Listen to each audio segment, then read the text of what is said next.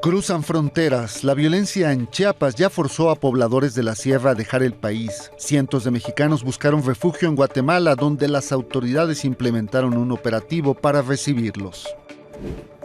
El efecto Tesla.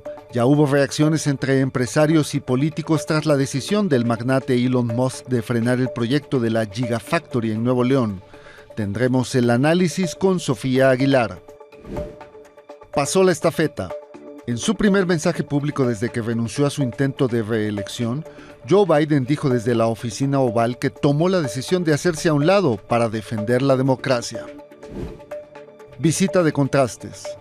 El primer ministro israelí Benjamín Netanyahu fue ovacionado en el Congreso de Estados Unidos. Afuera, mientras tanto, hubo protestas por las muertes de civiles en Palestina.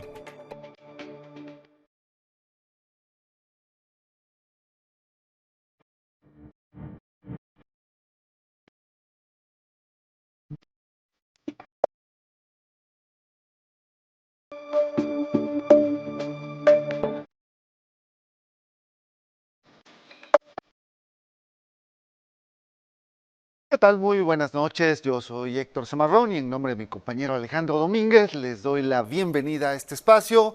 Comenzamos con la información y comenzamos en Chiapas porque los desplazados por la violencia ya cruzaron la frontera sur. Cientos de mexicanos llegaron a refugiarse a Cuilco, una zona allá en Guatemala donde van huyendo de los grupos criminales que han asediado sus comunidades en los últimos meses. Las autoridades guatemaltecas han implementado un operativo para recibirlos. Jonathan González nos informa.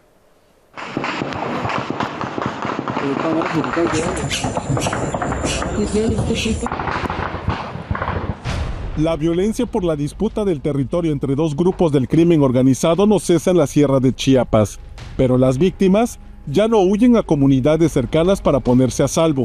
Ahora cruzan la frontera, se marchan a la municipalidad de Cuilco en el departamento de Huehuetenango, Guatemala.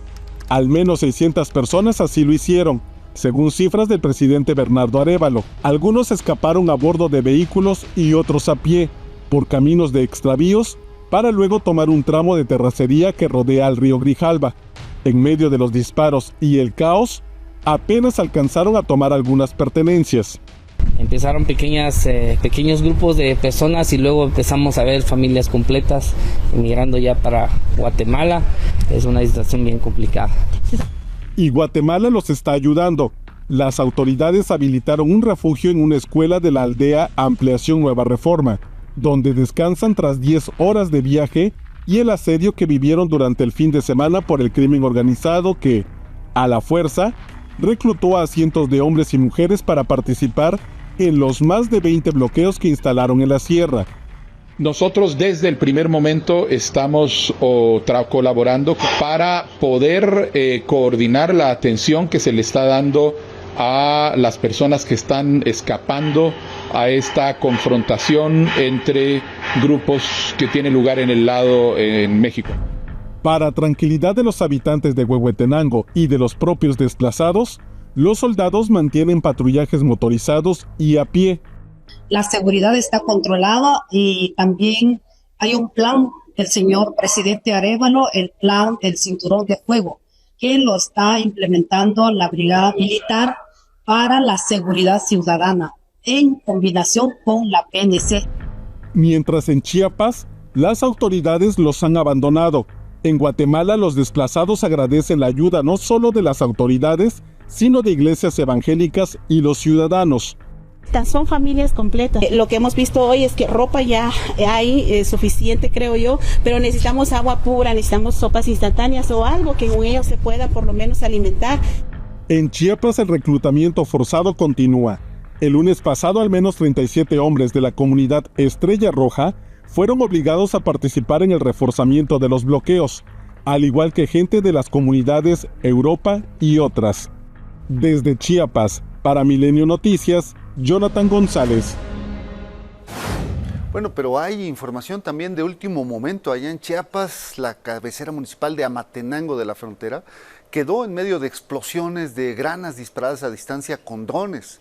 Algunos pobladores no pudieron salir debido a estos hechos, mientras que otros intentaron refugiarse en Motocintla, aunque hay personas que se encuentran en el filtro de la entrada, no les permiten el acceso. Así, esta noche en el sur de Chiapas. Bueno, y de regreso a los desplazados, a los mexicanos desplazados en Guatemala, es incierto el número que ha cruzado la frontera hacia aquel país, porque las autoridades no se han puesto de acuerdo. Si bien el presidente guatemalteco Bernardo Arévalo informó esta mañana que eran cerca de 600, más tarde el Ministerio de la Defensa aseguró que tenía registro de 180 personas refugiadas. Y del lado mexicano, hasta el momento, las autoridades no han proporcionado información oficial de estos desplazados. El gobierno de Chiapas, la Cancillería, ni la Embajada de México en Guatemala han proporcionado datos o cifras sobre estas personas desplazadas por la situación de violencia en las comunidades en las que pues proceden. Iba a decirle habitan, pero ya no habitan. Han sido desplazadas por la violencia hacia Guatemala. Bueno, en otros temas, en Puebla, el obispo de Tehuacán fue asaltado por un grupo de hombres armados. Él se dirigía a visitar una localidad, Magdalena Alquizapán, ubicada a poco más de una hora de esa ciudad. Y según los reportes, 6 jóvenes de entre 18 y 20 años le cerraron el paso, le robaron su camioneta, su cartera. Los agresores lo dejaron atado de pies y manos antes de huir, y aunque hubo un operativo para buscarlos, a esta hora de la noche no hay detenidos. La activista Delia Quiroa, líder del colectivo de búsqueda 10 de marzo, denunció el secuestro de un hombre identificado como Juan Manuel López, un maestro plagiado en su casa la noche del martes en Reynosa. De acuerdo con imágenes de cámaras de seguridad, la víctima, este profesor, fue sorprendido por hombres armados. Él llegaba a su casa a bordo de su camioneta y se lo llevaron enfrente de su hija pequeña en un auto rojo con placas de Texas. Ante estos hechos, Delia Quiroa envió un mensaje al cártel Jalisco Nueva Generación, a este grupo delictivo, y al cártel del Golfo para que ayuden a localizarlo, ya que dijo, esos grupos son los que controlan la frontera con Tamaulipas, allá en la frontera con Estados Unidos.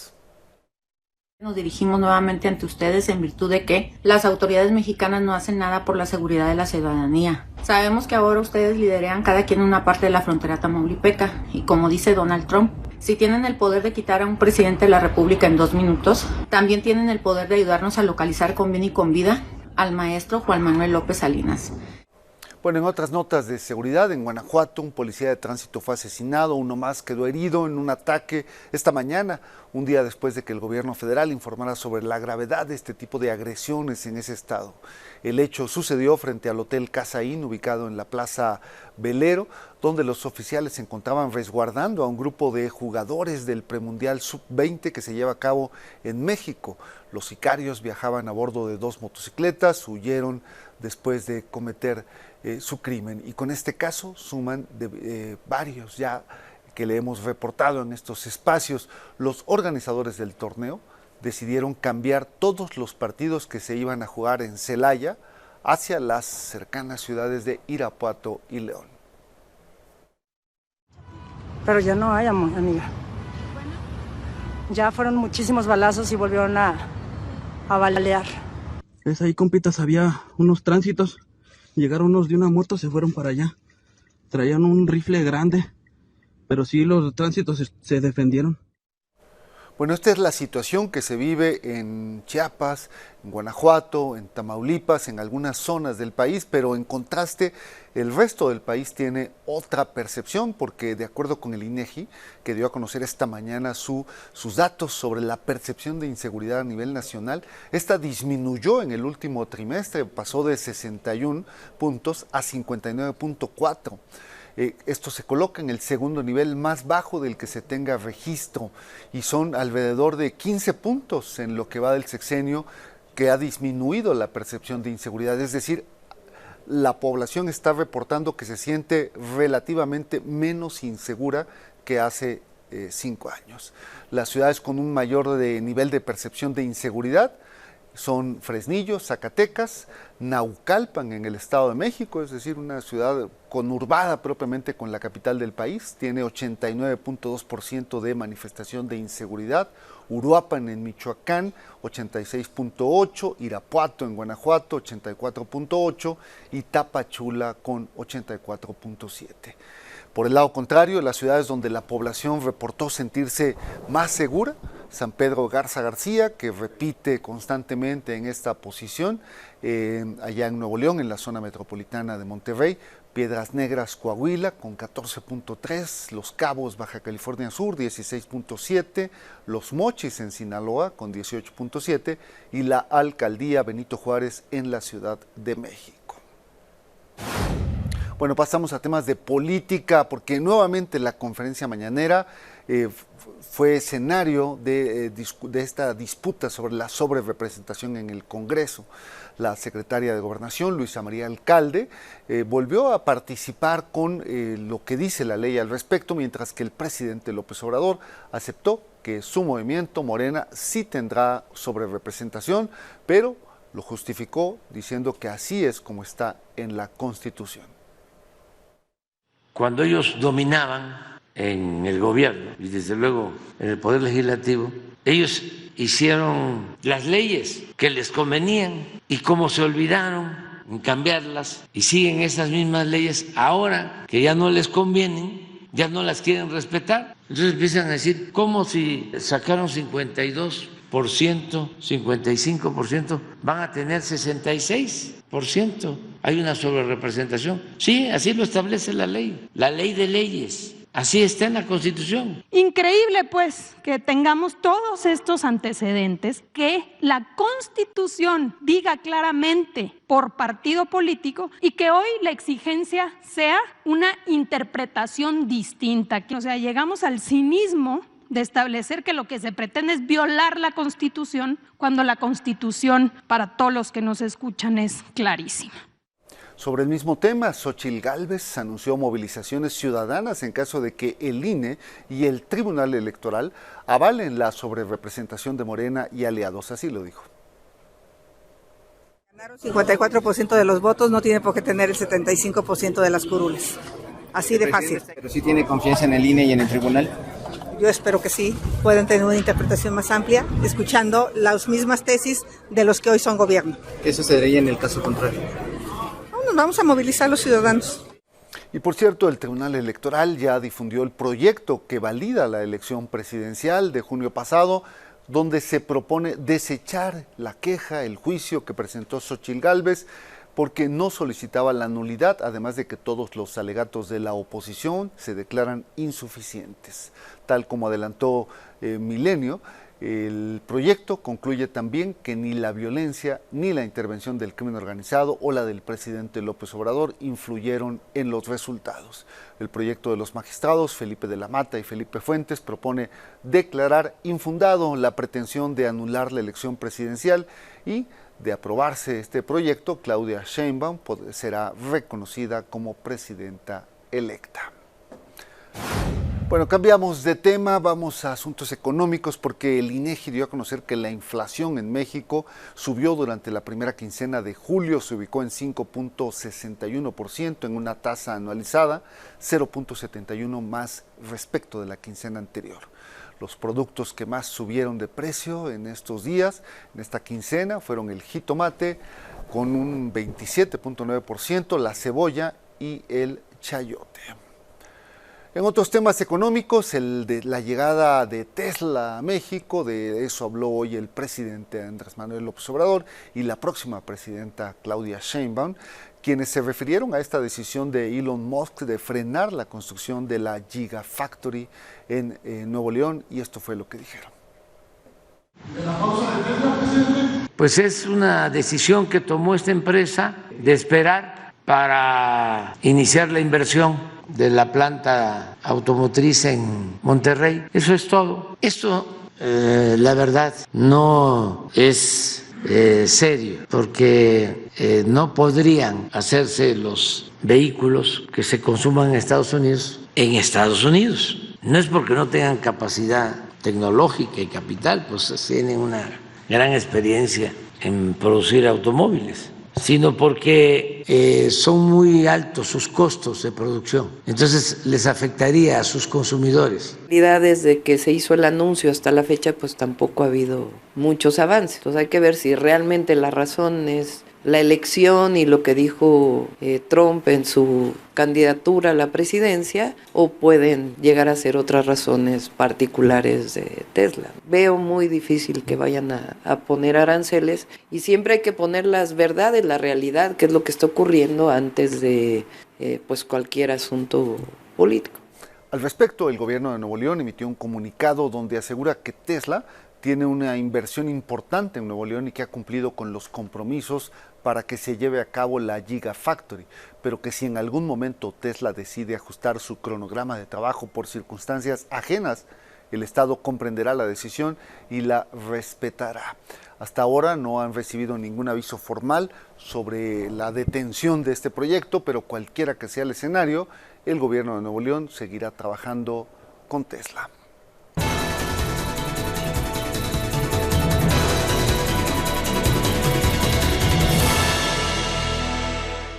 Bueno, y para hablar más sobre el impacto de este anuncio de la detención de la Gigafactory hasta después de las elecciones en Estados Unidos, nos acompaña Sofía Ramírez Aguilar. Muy buenas noches, Sofía, ¿cómo estás? Héctor, qué gusto saludarte ahora a la distancia.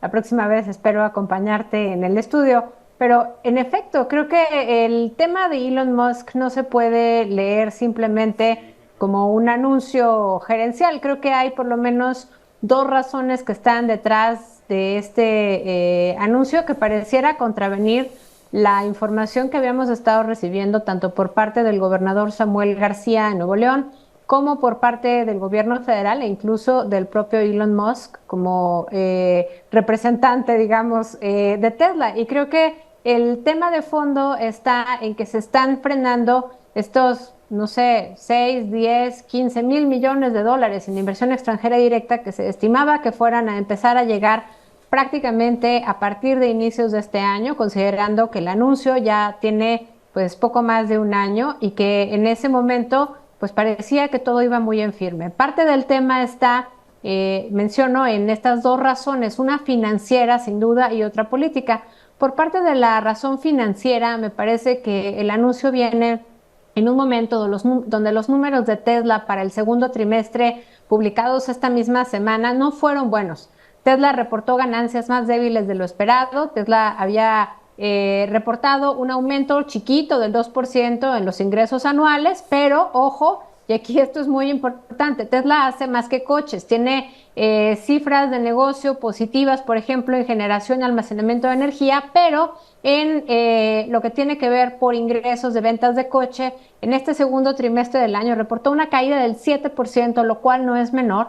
Si a esto además se le suma que las ganancias no alcanzaron las estimaciones de Wall Street, eso quiere decir que a esta no llegar a la meta se suma la no expectativa o el incumplimiento en las expectativas, y por lo tanto pues esto tiene una lógica financiera donde Tesla ha tenido una estrategia muy agresiva de eficiencia y de reducción de costos. No podemos olvidar que justamente en la primera mitad del año Tesla recortó más del 10% de su personal. En el último año además había venido disminuyendo los precios de los modelos. Perdón, adelante. Y solo lo que pasó hoy en la bolsa, ¿no? El reporte de la caída de los ingresos de Tesla y lo de Alphabet, que pues, está ligado, y la intervención del mismo Elon Musk en el proceso electoral también, pues es parte de los elementos que hacen que se complique la llegada de esta Gigafactory.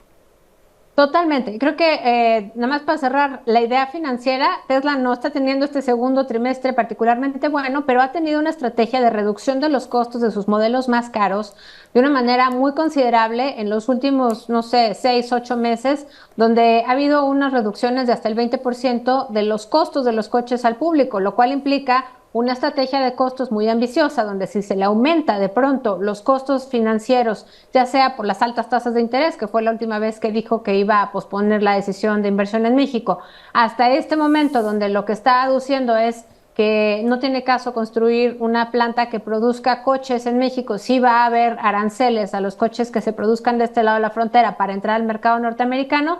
Me parece que lo que está haciendo Musk es justamente un malabar muy importante respecto a su modelo de negocio. Sin embargo, creo que, como bien refieres, estamos hablando de que no todo es financiero. Hay ciertamente un interés por parte de Musk de entrar también al mercado chino, porque BYD, esta empresa china, pues ha superado a Tesla en ese mercado, y en el mercado norteamericano también ha caído de tener 80% del mercado de coches eléctricos a 55%, porque ha habido un incremento en la competencia por parte de Ford y General Motors. Entonces, la parte financiera no es menor, pero por la parte política creo que estás dando al clavo cuando mencionas que Musk ha sido muy vocal en su apoyo a Trump. Ha prometido $45 millones mensuales a la campaña de Trump, según reporta el Washington Post, pero también ha habido un apoyo, digamos, a todo lo que tiene que ver con la campaña electoral hacia Trump. Yo no sé si Elon está compartiendo también financiamiento hacia la candidatura demócrata. Lo que es cierto es que Elon Musk no es cualquier empresario, y es muy probable que su mensaje sea tomada con mucho más énfasis de lo que sería tomado por cualquier otro empresario. Y finalmente, pues no podemos olvidar que tiene más de 190 millones de seguidores en X. Bueno, muy bien, Sofía, pues muchas gracias por el análisis. Un fuerte abrazo. Hasta la próxima. Bueno, vamos a otros temas. Ayer le informábamos de la explosión de la fábrica de José Cuervo en Tequila, Jalisco. Hoy el alcalde José Alfonso Magallanes confirmó que la explosión fue causada por un trabajo de soldadura en un tanque, el cual probablemente contenía restos de gases. Esta mañana el incendio se reavivó, pero fue rápidamente sofocado por Protección Civil local y de la empresa. Durante la remoción de los escombros, se localizó el cuerpo de otro hombre más. Suman ya 6 muertos. Esto lo confirmó el alcalde de Tequila. Anoche sí, ya se había corregido, se había solucionado parte del problema. En la mañana se revive el fuego y en la limpieza y todo encontramos pues el otro cuerpo. Son 6, lamentablemente pues es una tragedia para el municipio de Tequila, ¿no? En Naucalpan, aquí en el Estado de México, en la zona metropolitana, las fuertes lluvias de esta tarde-noche causaron grandes afectaciones, inundaciones, caída de árboles, caos vial en la zona. La situación empeoró cuando el río de los Remedios comenzó a desbordarse. Un tramo de la lateral de Periférico Norte también quedó completamente inundado, por lo que Protección Civil se trasladó al lugar para desasolvar el cauce. Mientras tanto, en Nezahualcóyotl, Estado de México, los vecinos de la colonia Ciudad Lago ya fueron informados de los resultados del análisis del agua en las alcantarillas. Como le adelantamos en Milenio, autoridades locales y Pemex determinaron que no hay turbocina. También descartaron que haya riesgos de explosividad. El gobierno municipal anunció que van a instalar 15 puntos para recolectar el aceite que proviene de talleres automotrices para que no termine en las alcantarillas. Bueno, y cambiamos de tema porque hoy se puso en la mesa una discusión interesante que ya se ha abordado aquí en Milenio, pero que vale la pena insistir. El gobierno de la Ciudad de México, por parte de su jefe de gobierno, Martí Batres, inauguró hoy un foro de análisis con el que buscan frenar el alza excesiva de las rentas en las viviendas de la capital. Batres dijo que es necesario buscar estrategias que ayuden a limitar este aumento de las rentas año con año, pues los altos costos están generando un proceso de gentrificación. Tenemos una gran preocupación por el acelerado aumento en los costos de las rentas. Se ha provocado también un fenómeno de desplazamiento y muchas familias han salido de sus lugares tradicionales de vida. La autoridad pública no puede quedarse cruzada de brazos. Y no es un fenómeno exclusivo de la Ciudad de México, sino que se traslada a otras ciudades del país, como está ocurriendo en Tijuana, donde los precios de la vivienda han aumentado exponencialmente y sobre todo porque los principales clientes a la fecha son estadounidenses de ascendencia mexicana, quienes a diario cruzan hacia los Estados Unidos, pero pues les resulta más barato vivir del lado mexicano. Said Betanzos nos cuenta.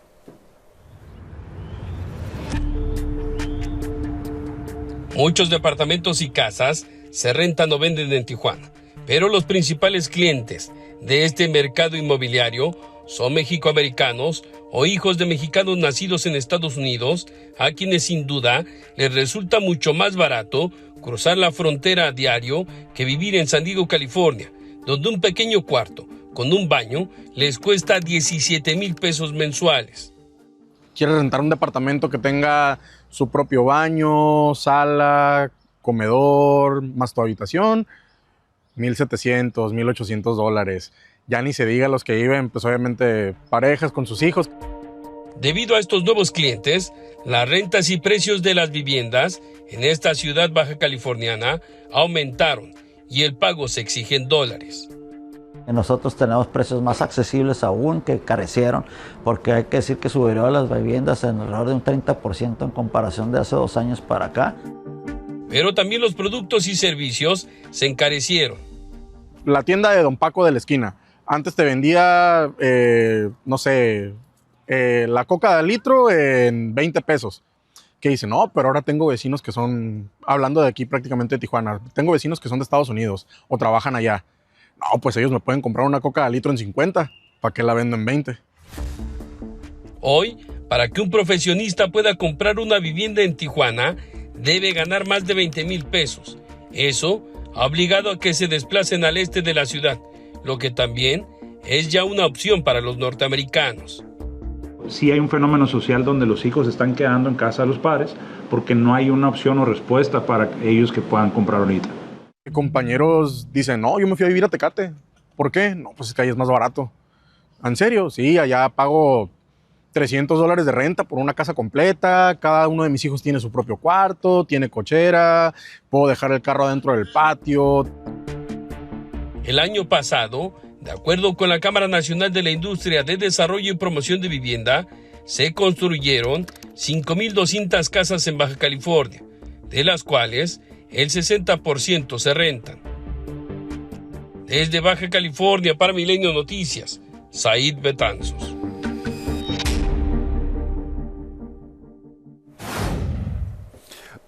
Así la gentrificación en nuestras ciudades.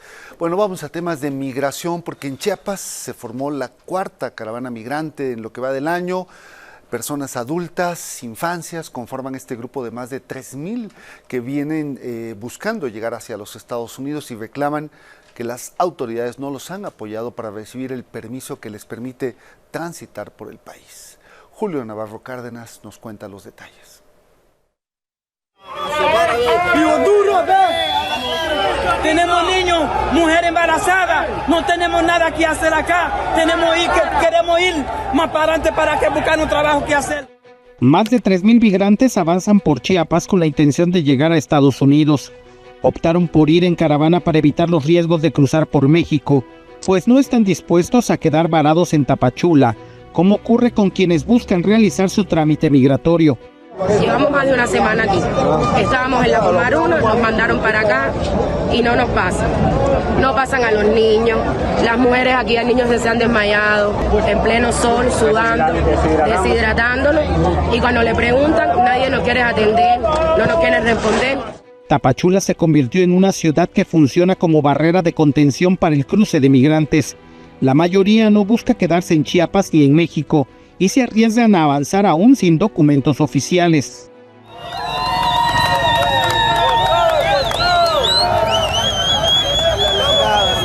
Hoy nos informaron de que viniéramos para acá, que se nos iba a dar nuestro permiso, y resulta ser que ni permiso ni nada, no han dado nada. Esta es la 4ª caravana migrante más numerosa que se ha organizado en lo que va del año.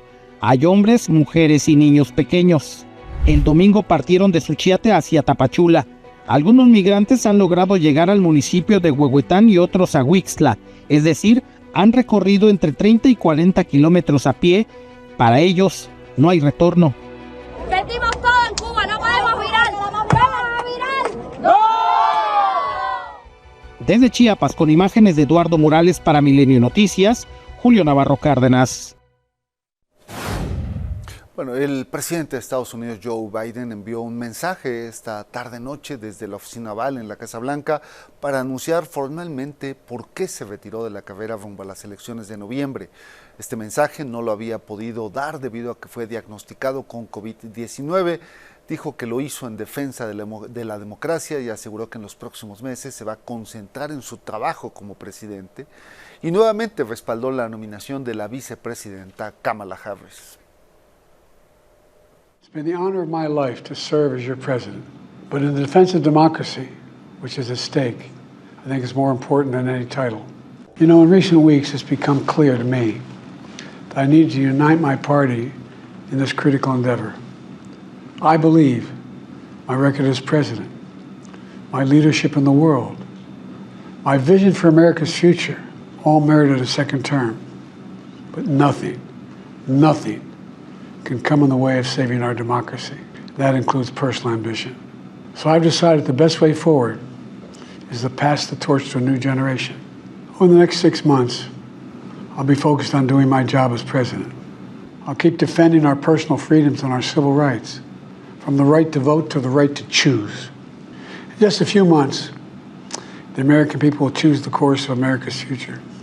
I would like to thank our great Vice President Kamala Harris. She's experienced, she's tough, she's capable. She's been an incredible partner to me and a leader for our country. Now the choice is up to you, the American people. Y bueno, justo sobre este tema de la elección, hoy en un meeting en Carolina del Norte, Donald Trump, el aspirante republicano a la presidencia, dedicó gran parte de su discurso a atacar a Kamala Harris, a quien calificó de mentirosa, incompetente y de ser la política más liberal jamás elegida en la historia de ese país. Este es el primer meeting de Trump después de que el presidente Biden abandonara la carrera por la reelección. 3 days ago, we officially defeated the worst president in the history of our country, crooked Joe Biden.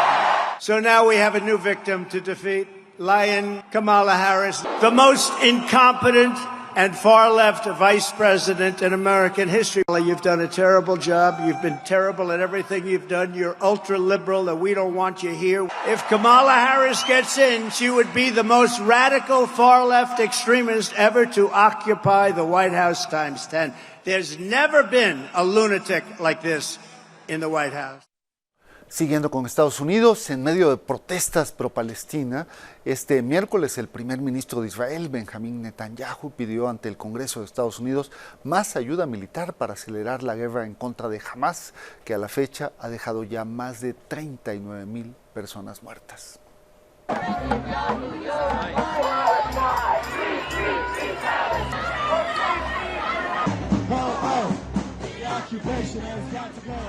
We meet today at a crossroads of history.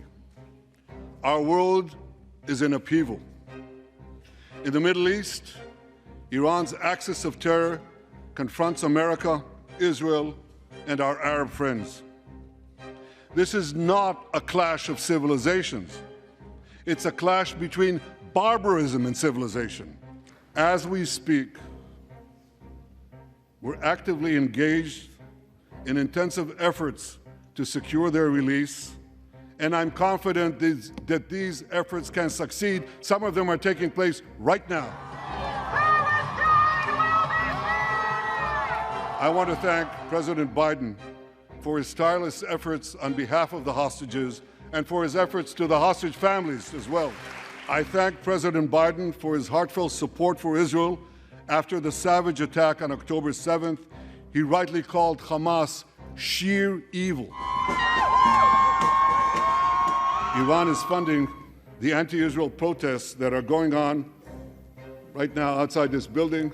Not that many, but they're there, and throughout the city. I deeply appreciate America's support, including in this current war. But this is an exceptional moment. Fast-tracking U.S. military aid can dramatically expedite an end to the war in Gaza and help prevent a broader war in the Middle East.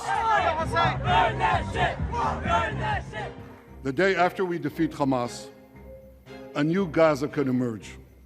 My vision for that day is of a demilitarized and de-radicalized Gaza. Gaza should have a civilian administration run by Palestinians who do not seek to destroy Israel. That's not too much to ask. It's a fundamental thing.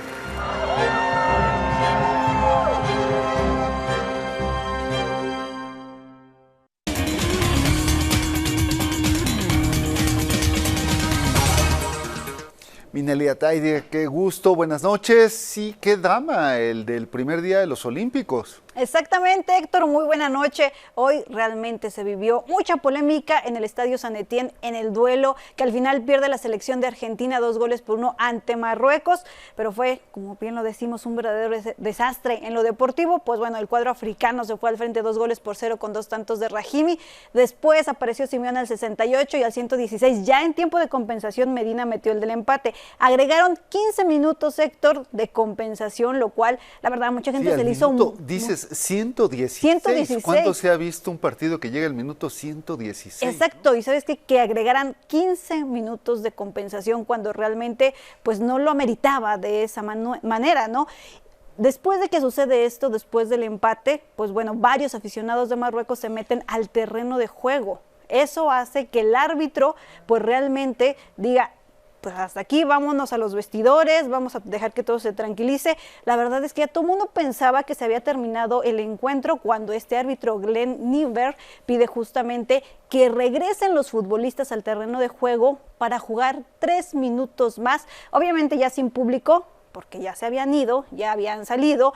Y bueno, Héctor, pues anulan el último gol de Argentina, imagínate, hora y media después de que eso sucedió, de que se paró el partido por un fuera de lugar. O sea, parece que pidió regresar para anular ese gol, ¿no? Sí, porque le decían en el VAR que había un fuera de lugar, pero imagínate, hora y media después. Realmente nunca se había visto esto en el fútbol, así es que con esta polémica inician justamente los Juegos Olímpicos, y sabes qué, además también con temas de inseguridad, porque hubo robo para los jugadores de la selección de Argentina, así lo denunciaron, y también para los ciclistas de Australia, que también les robaron sus pertenencias. Así es que, bueno, vamos a estar muy atentos en este tema de seguridad. Y bueno, como todos los días también, Héctor, desde la semana pasada les presentamos una historia de los mexicanos que estarán en París 2024. Hoy toca el turno de Carlos Sansores, quien, bueno, después de regresar de Tokio con las manos vacías, tiene una revancha justamente porque el taekwondo siempre había dado medallas y en la edición pasada no lo hizo. Vamos a ver la historia. Ahora escuchar París 2024 me emociona mucho, me da mucha alegría, muchas ganas de poder estar ahí y que mi gente me esté viendo. Ahora sí, de verdad, como un Carlos Sansores, a lo mejor nuevo, ¿no? Como nuevo me refiero a lo mejor más maduro a la hora de pelear o a lo mejor en la hora de recibir los golpes, todo ese tipo de cosas. Me siento feliz. Pero si me preguntas cómo me sentía escuchando París 2024, empezando el proceso, era un juego con mi mente porque dije, pues acabo de fallar en unos Juegos Olímpicos. Acabo de fallarles a mi México. Se le murió una tía muy cerca, o sea, era como su otra mamá. Y como a los 2 meses se murió su preparador físico. Entonces eso como que le pegó muchísimo, o sea, era un muy amigo suyo. Finalmente pues fue una lucha conmigo mismo, en donde pues obviamente es por eso que te digo, les vuelvo a agradecer a mi gente que son un núcleo que hacen que yo esté bien. Muchas buenas vibras, muchas palabras buenas hicieron que yo regresara, independientemente de cómo regresara, simplemente me decidí a disfrutar y los resultados se dieron solos. Es el pináculo de tu carrera deportiva, es por lo que estás trabajando, es la meta, ¿no? Tener una medalla olímpica. Me encantaría verlo en el podio, cumplir ese sueño, o sea, verlo feliz, verlo realizado y pues... no sé, yo también me sentiría realizada al verlo allá arriba, ¿no? Cumpliendo su sueño.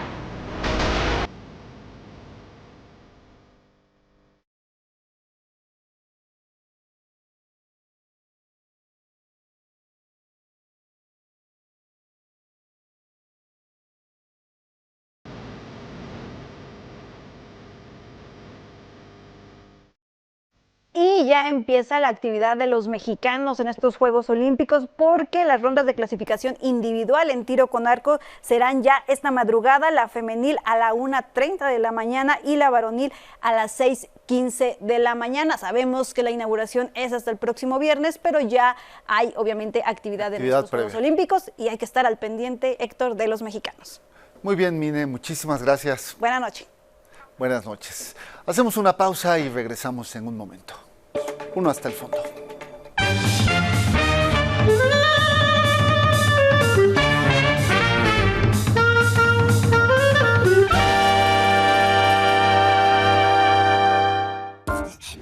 Gil está de plácemes. La actriz y productora mexicana Salma Hayek fue uno de los relevos que llevó la antorcha olímpica de París 2024 a su paso por el Palacio de Versalles. ¿No es este importante acto digno de orgullo nacional? Usted diga y no sea roñoso. El nombre de México puesto en lo más alto.